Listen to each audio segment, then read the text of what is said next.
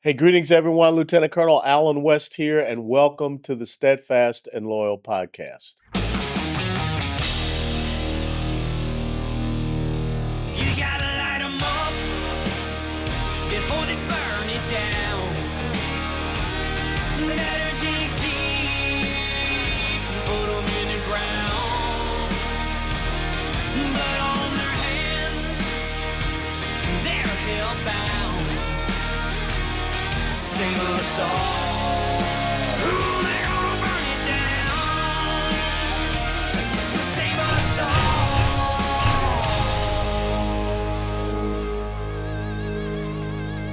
before they burn it down.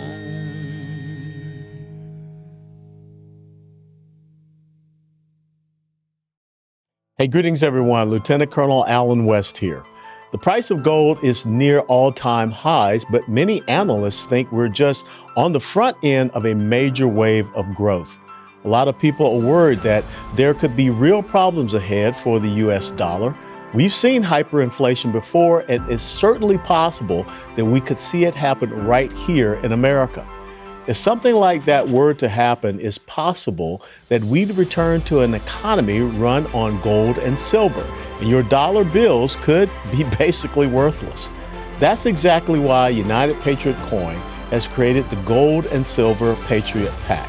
Each Patriot Pack is a pre-made bundle of small-sized silver and gold pieces, making it a perfect way to start building up your stack of precious metals for barter and exchange, and it can also serve as a long-term store of value that's more inflation-proof than the U.S. dollar. And here's a special offer. United Patriot Coin has created a special discount just for our audience. You can get 10% off your first gold and silver Patriot Pack by using the promo code WEST10, WEST10. Since each piece has a relatively small value compared to standard units like a kilo of silver or an ounce of gold, each Patriot Pack is basically a wallet full of small bills, so you can use a little at a time without having to tap into your main stockpile.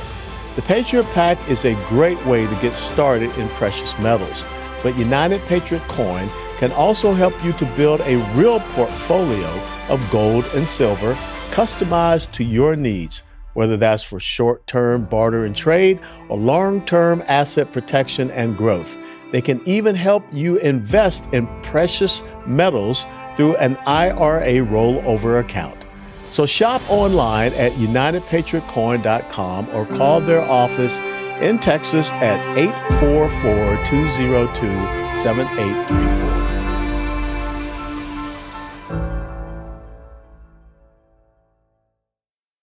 Hey, greetings, everyone. Welcome to the Steadfast and Loyal podcast. On April the 19th of 1775, remember Paul Revere, the British are coming, one it by land, two it by sea, blah, blah, blah, blah. But the whole thing was that we forget the whole purpose of why the British were landing there and why they were marching inland toward Concord, Massachusetts. And it was to destroy a weapons and armaments factory that was supplying the Sons of Liberty. Because the British knew that if they could disarm these Americans, if they could take away their ability to be armed, they could continue to have them as subjects and not citizens. Now, on that day of April the 19th of 1775 at Lexington Green, the place where I had the honor of standing, there was no United States Army. That came in June of that year. There was no United States Navy. That came in October. There was no United States Marine Corps. That would come in November of 1775. But there were citizens. And that's why when you read the words of the Second Amendment where it says a well-regulated militia, that's talking about us, just like it was back then. The men who came out of their taverns and came out of their homes, who had been well trained. That's what regulated meant. They understood that they were necessary for the security of a free state, the rights and freedoms of a free people. Therefore, the right of the people to keep and bear arms shall not be infringed. Well, I was just so delighted to read and find out that the newest weapons manufacturer in the United States of America was located right here in Dallas, Texas. And when I did a little study and research about Rost Martin, I said, you know what? I'm going to go out and buy one of these firearms. Because number one, I want to support weapons manufacturing. As you know, one of our sponsors is Watchtower Firearms. another Marine. I don't know what it is I have about supporting these Marines, but they're near and dear to my heart. And so we have the CEO of Rost Martin here with us. That's Chris Toomer. Chris Toomer is the new Rost Martin, Dallas, Texas-based firearms manufacturing company. Chris previously worked for Springfield Armory, and I have a Springfield Armory Ronin 45, and served as an infantry officer in the 3rd Battalion, 3rd Marines. And prior to his work at Springfield Armory, Chris received his Master's of Business Administration from the University of Michigan and a Master's in International Business and Public Policy from Georgetown.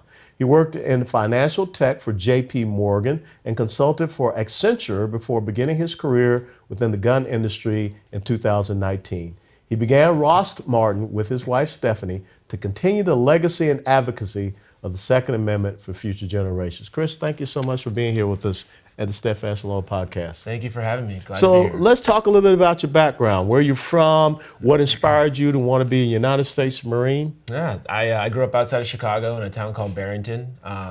We had a lot of military in my family, so my grandfather, and then also my brother served in the United States Navy, and it always kind of intrigued me. Yeah. And so after college, I had a few buddies senior year that were going to OCS, and I kind of took the conservative route of going to New York first and working in a finance job there, and then about a year and a half in, I just said, this isn't it. You know, there's something I want to do for my country, and so I decided to kind of drop everything, and it was definitely a shock to my parents. I bet it was. Gone on, and this was right around the time when we had announced that every Marine was going to Afghanistan, and we were really surging up. So it was a time when there was obviously a lot of turmoil. So, but yeah, I went to OCS in 2010, and kind of the rest is history. Was this after September 11th, 2001? Yes, it was. Yeah, so that had an incredible effect on you, especially being in New York and the finance industry. What happened? Yes, sir. Yeah, I was in boarding school when that actually happened, and I remember a lot of my friends that they had family members that were affected by the World Trade. So it was certainly something that kind of always stuck in my mind as something that, I wanted to do something to play my part in furthering what we're doing in this country. So the United States Marine Corps was definitely the most obvious option for myself. So not the Army. Yeah, I looked at the Army too. I looked at the Army too. There you go. I did. The pipeline actually, there's a weight on both sides, and I kind of just went Marine Corps. So there were a lot of people signing up at that time. So the wait lists for schools and stuff were really long. So what was it like mentally? Okay, here you come out of New York in the financial industry. Now you're showing up in Quantico at OCS and then TBS. Right. I mean, what a culture shock. That is a very accurate point. It was, and I definitely heard it from a few of my classmates there, calling me Wall Street and everything. But I would always make sure I was one of the people that was, trying to be first and giving my all, because I never wanted it to look like, I didn't have the requisite background to be there and whatnot. But it was definitely a culture shock. I knew it was where I wanted to be, and especially. There was a lot kind of mortgaged on going on that, because I had left my job in New York, moved out of my apartment, and my dad was like, my parents were both like, hey, so if you're going to go this is it. Like, you're not moving back into back in with us. So, and if you wash out of OCS, you wash out. No job, nothing after that. So you can go to Air Force. That's very true. That could have probably got that in the next week. But no, it was a decision that I put there as one of the best decisions I ever made in my life. And then you put it down to be an infantry officer. I mean, there's something special about being a Marine rifle platoon leader. Yes. What was that like?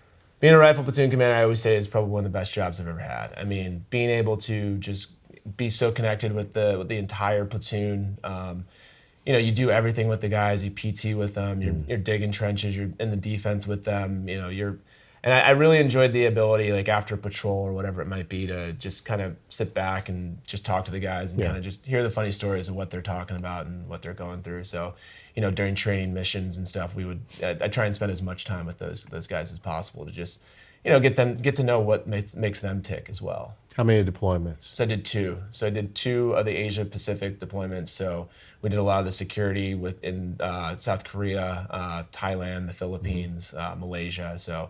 Our battalion was, the 3rd Marines obviously is the closest to all those areas, so we were always kind of on standby to go and kind of reinforce areas around that. So. And when you look at what is happening today, that Indo-Pacific region, you look at the incursions of China, I mean, how important it is, but yet we see a Marine Corps now that's at World War I levels. I mean, less than 200,000. That's unconscionable. Yeah, it's interesting. I've noticed that, and I've seen, I have a lot of friends that are still in the Marines, and it's not, I heard a statistic that officers are getting out around the 8 to 10 year mark at a record level right now, and that's really unfortunate, because I know a lot of great Marine officers that have gotten out, and it's just, they, for one reason or not, they've just decided to not make it their career. And that's a critical point, because those are the individuals that have been a platoon commander, been a company commander, and now you're looking at those, staff officers, and all of a sudden you have this dearth of leadership. Right. And it's not easy to regenerate that. Exactly. Yeah. It's not. You don't just find those sitting around. You have to have been through a few things and seen some good, some bad, and so it's very unfortunate. So how long did you serve? I served for 5.5 years. So I got out as a captain in 2015. So the transition out of the Marine Corps, I mean, this is interesting. You're in the finance industry, and now you've been in the Marine Corps. What got you into the gun manufacturing industry? So I actually got out of the Marine Corps, and I went back pseudo into the financial tech services industry. Well, you were a badass then. Exactly. Now I can go in, right? Now everyone actually wants to hire me, right? Yeah. So I went and got my MBA at Michigan. At the same time, I was doing consulting with Accenture. And right around that same time, I met my wife, Stephanie, and her family was the ones who started Springfield Armory. So, wow. Over time, I had always, I'd known firearms, but really kind of dove into it. Yeah.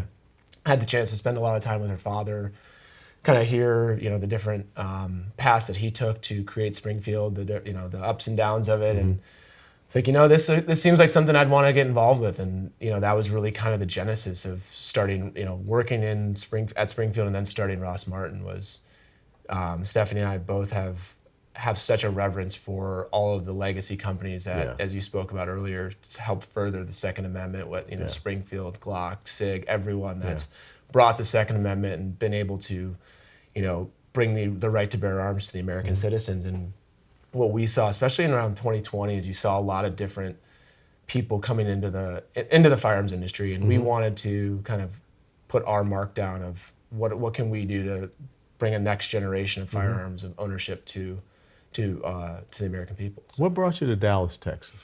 So, other than the fact it's Texas. No, I mean, I've always had this weird kind of just love for Dallas. Ever since I did a layover here and just was here very briefly, but there was just something about it that drew me in. It's freedom. 100%. And then my wife Stephanie, she went to SMU. So go Ponies. Yeah, exactly. Yeah. So after we met and we were dating for a while, we kind of just said, hey, I think Dallas is the spot, and no better place to start a gun company. So no kidding. So when you look at the atmosphere that we're in right now, where you just had the ATF come out this weekend on another stupid, goofy, rule, right? And we live in a constitutional republic. We're supposed to be governed by laws, not by executive rules. What inspired you to step out on faith to create Rost Martin, and where did the name Rost Martin come from? So Rost is actually Stephanie's grandfather's middle name. Okay. And then Martin is from my side, and that's my great-grandmother's maiden name. And that's she was kind of just she helped raise my mom a lot, and then she also was just a great personality, a big personality. Lived to 102. Wow. Was just a very strong black woman, strong individual, and she just really was an inspiration. So wanted to really honor both sides of the family in this. And so when it comes to the formation of Rost Martin, it was really just about, as I kind of touched on, like really kind of doing what we could of creating an opportunity for more people to have accessibility to firearms, the training, the necessary education that we think is really important, and provide them with an avenue of where can they get this training, where can they learn different instructors and things along those lines. And that was also kind of the decision of where we decided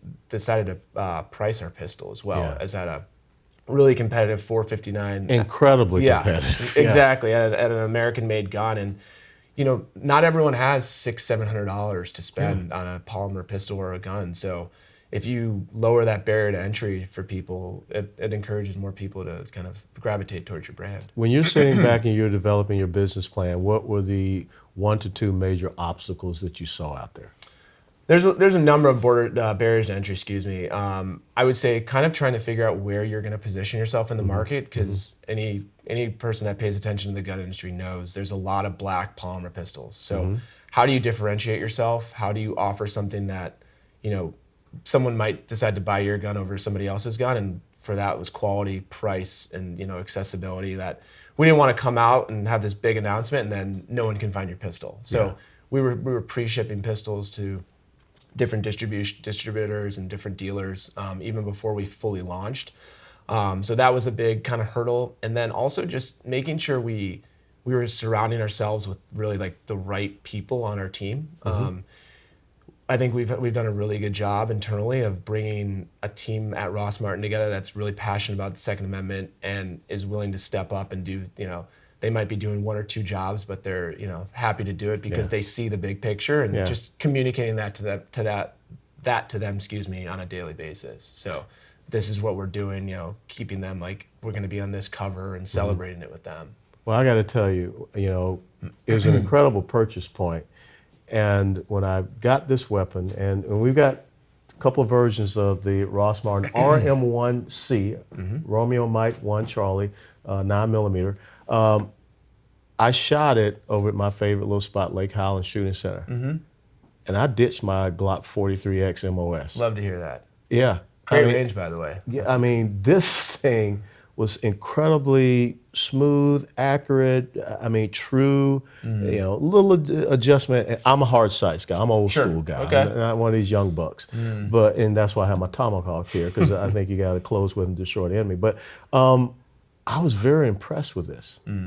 What was the engineering mentality and thought process in you developing the RM1C? So that's, we get asked this question a lot. And so what we did was we found, and we were looking and we were trying to think, did we go from the ground up? Do we, partner with someone? And so the design of this gun is based off a first gun of the AREX Gen 2 Delta. Okay. And so we found this gun, talked to them, we're like, hey, this is a great gun, but this isn't really for the American market. We went through the whole paces of testing, accuracy, shootability, and we had myself, a team, staff, everyone shooting this gun and trying to figure out what changes needed to be made. So what we did is we re-engineered the grip modules, so the frame. We did changes to the slide, and we added a lot of things that we think, especially around the trigger, that we think have really separated it as a gun at that price point. Because what we decided was, let's pack this gun full of features, make it a trigger, give it a trigger that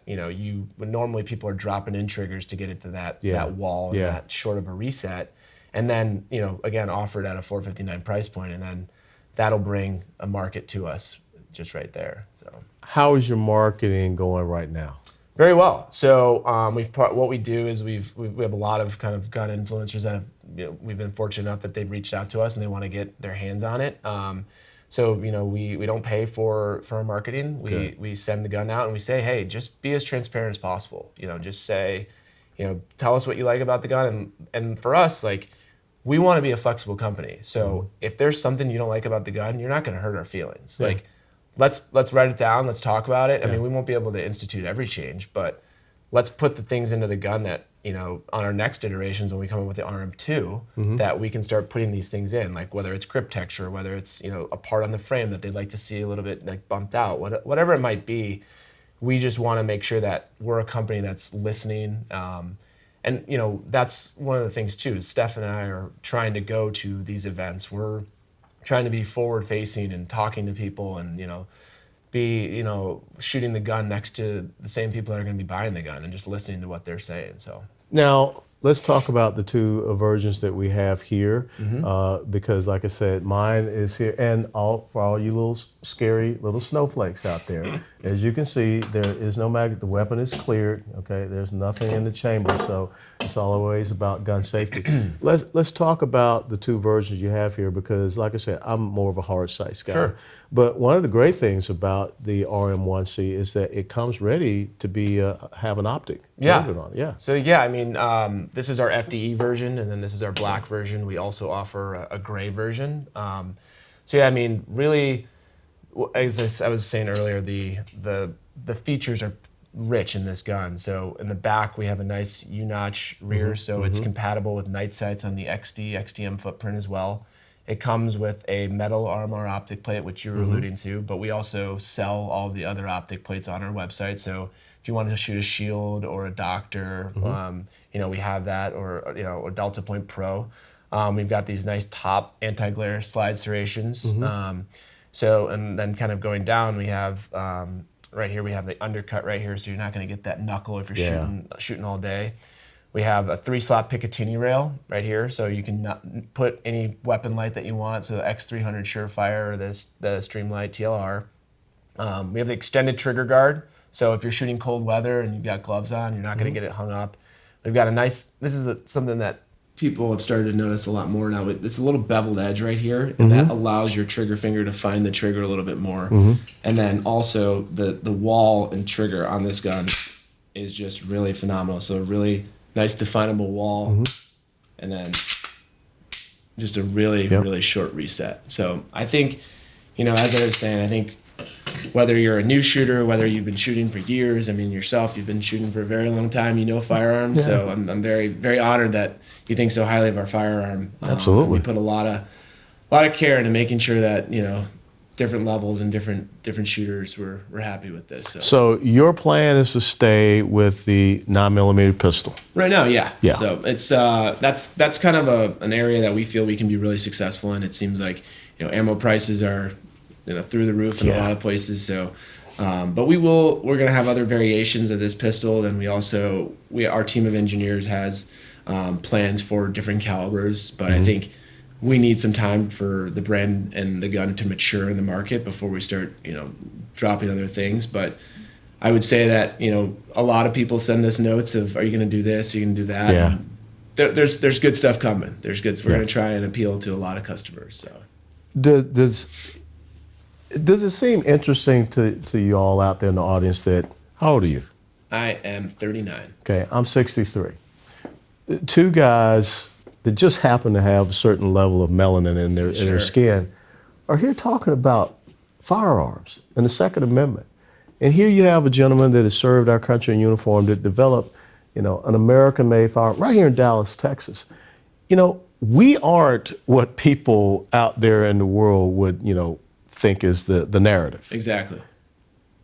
Do you see things changing, as far as this whole thing about, this is just about old white guys? So, I mean, you couldn't have said it better. I think you're seeing this new influx of different shooters of, race, creed, whatever it might be. That a lot of women. Yeah, a lot of women. I mean, that's one of the fastest growing, women and minority and African Americans are the fastest growing shooting segment in the country. So, I mean, when you see that, why wouldn't I want to be, involved in this industry? It's exciting. I mean, I think it's one of those things where we were fortunate enough to take part in an event a couple of weeks ago. It's called the Pew Party. It was out in Waxahachie, and I mean, you saw every single different type of shooter there, and it was just a world-class event with tons of different levels of shooters, and it just felt like, man, this is a great community that's building, and it's like a grassroots kind of effort, and you just to see the excitement of people getting to touch and shoot firearms was just really kind of overwhelming. It was fantastic, so I really enjoyed it. What's next for you and Stephanie and Rost Martin? In terms of product line, or just in terms of Rost? In general. That's a great question. Well, that's why I have this show. Yeah, I think I think what we'd like to do is just kind of get further involved in different Second Amendment, whether it's policy or different initiatives. I think that would be, now that we've kind of come to market, established a little bit of a name for ourselves, and we will over the next few years, but really kind of do our part to continue to take part in different initiatives that can help further the Second Amendment rights and access to it. So I think that as a company, that's something that we would like to be, on the forefront of. Well, one of the things I think that I would like to partner with you on is maybe we can have a little event at the Lake Highlands Shooting Center, and you bring out your product and we can talk about it, and we can allow people to meet you, kind of like a meet and greet. Absolutely. I was just at Lake Highlands last week. Yeah, okay. I was just there. So we just... Yeah, Mark's dad called me and he asked me, because I think they're going to buy 3 or 4. Yeah, we're happy to, and I told him, we're just going to send people, because a lot of people at like NRA and whatnot will say, hey, I love your gun, I'd love to go shoot it, and hopefully we can point them there. Are you going to have a booth at there? Okay, good, because that's coming up here next month. That'd be great. So if you want, I'd love for you to come by the booth. And of course I will. Yeah, I'd love for that. You can count on that. That'd be fantastic. Yeah, so, I mean, we would love to, as a brand, do anything we can to, help partner with you and No, it is what I can do to help you, because I am proud of you, number one, for continuing on a legacy of service, sacrifice, and commitment. Thank you. And number two, continuing on the legacy of making sure that we protect our citizens and make sure they stay citizens and not subjects. And that's what the Second Amendment is all about. How can people follow you, follow Rost Martin? How can people order this incredible firearm? So we are at rostmartin.com. Our social media is Rost Martin Inc. On Instagram. And really, the best way to order this Rost Martin, I think, is, and that's what we've learned too, is like we ship to a lot of all the major distributors across the country we're in right now, and a lot of different dealers. We're starting to see that network grow. But go into your gun store if you don't have they don't carry the Rost Martin, and say, can you order a Rost Martin RM1? See whether they're through their distribution or through their buy group, and they'll have one there the next couple of days. We have inventory and we're ready to ship. So I'm going to give you the final 90 seconds. Okay. From your heart, what would you like to say to the audience out there in the steadfast and loyal world? I just want to say thank you for your support. What we're doing here at Rost Martin, we think, is very important. We want to continue to further the Second Amendment and provide access to those individuals who want to exercise their Second Amendment.